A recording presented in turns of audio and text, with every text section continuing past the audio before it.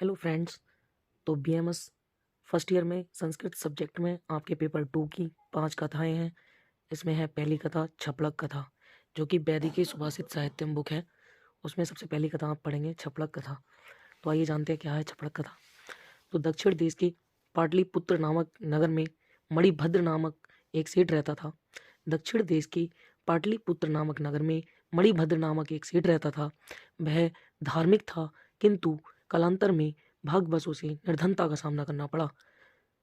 दरिद्रता से दुखी होकर, मतलब निर्धनता या गरीबी से दुखी होकर, वह उसने निश्चय किया कि अब वह प्राण दे देगा, मतलब उसने प्राण त्याग का निश्चय किया।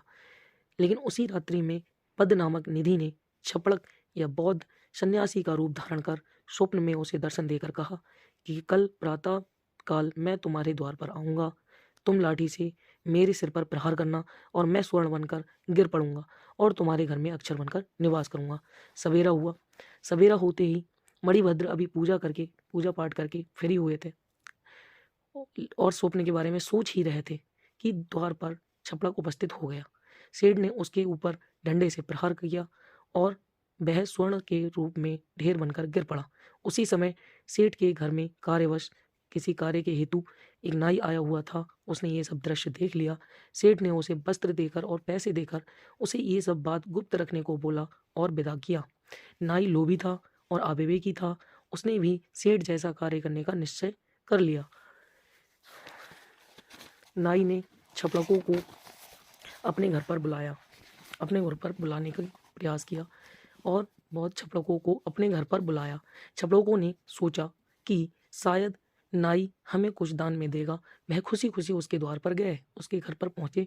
तभी उसने भी सेठ की तरह छपड़कों के सिर पर लाठी से प्रहार कर दिया और सभी लहूलुहान होकर गिर पड़े, मर गए। सब में हाहाकार मच गया। नाई पकड़ा गया और उसे फांसी की सजा हुई। तो ये थी आपकी छपड़क कथा और इसका निष्कर्ष है, ये श्लोक है कि दृष्टम डॉट डॉट डॉट यत् कृतम। तो कथानक का निष्कर्ष यह है कि बिना भली बाती देखे और बिना भली बाती ठीक ठीक जाने, यथार्थ रूप से जाने परखे कोई कार्य नहीं करना चाहिए, अन्यथा नापित की भांति फल भोगना पड़ेगा। ठीक है, तो ये हुई आपकी छपड़क कथा। तो एक बार मैं आपको रिवाइज कर देता हूँ चाहे जल्दी से। तो रिवाइज करते हैं। छपड़क कथा में क्या था? दक्षिण देश के पाटलिपुत्र नामक नगर में मणिभद्र नाम का एक सेठ रहता था।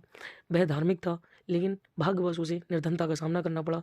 दरिद्रता से दुखी होकर उसने प्राण त्याग का निश्चय कर लिया और उसी रात्रि में किसी छपड़क ने, बौद्ध ने सन्यासी का रूप धारण कर स्वप्न में उसे दर्शन देकर कहा कि कल प्रातः काल मैं इसी रूप में तुम्हारे द्वार पर आऊँगा। तुम लाठी से मेरे सिर पर प्रहार करना, मैं स्वर्ण बनकर गिर पड़ूंगा और तुम्हारे घर पर अक्षर बनकर निवास करूंगा। सवेरा हुआ। मणिभद्र अभी पूजा पाठ करके स्वप्न के बारे में सोच ही रहे थे कि द्वार पर छपड़क उपस्थित हो गया। सेठ ने उसके ऊपर डंडे से प्रहार कर दिया और वह स्वर्ण बनकर गिर पड़ा। उसी समय सेठ के घर में कार्यवश एक नाई आया हुआ था। उसने भी ये दृश्य देख लिया।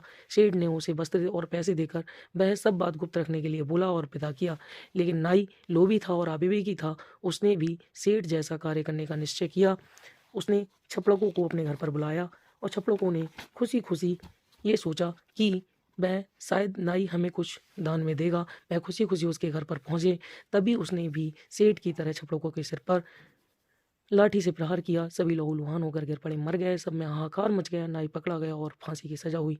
तो कथानक का ये निष्कर्ष था कि बिना भली भांति देखे, बिना ठीक ठीक जाने, यथार्थ रूप से जाने परखे कोई कार्य नहीं करना चाहिए, अन्यथा नापित की भांति फल भोगना पड़ेगा। तो ये थी आपकी छपड़क कथा और रिवीजन के लिए आप वीडियो देख सकते हैं दोबारा से।